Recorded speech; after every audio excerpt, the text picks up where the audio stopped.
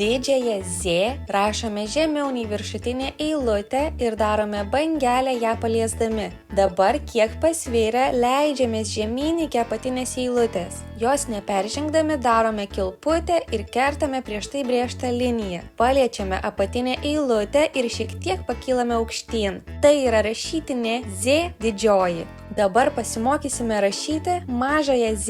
Mažąją Z rašome identiškai kaip didžiąją, tik tai darome tarp vidurinės ir apatinės linijos. Taigi pradedame rašyti žemiau nei vidurinė linija ir darome bangelę ją paliesdami. Dabar kiek pasvėrę leidžiamės žemyn iki apatinės eilutės. Jos neperžengdami darome kilputę ir kertame prieš tai brėžtą liniją. Paliečiame apatinę eilutę ir šiek tiek pakylame aukštyn. Tai yra rašytinė Z mažoji. Kad geriau išmoktumėte parašyti didžiąją ir mažąją Z raidę, reikia praktikuotis. Pabandykite visą pirmą eilutę užpildyti tik didžiosiomis Z raidėmis, o žemiau esančią tik mažosiomis Z raidėmis. Taip kartokite, kol užpildysite visas puslapyje esančias eilutes.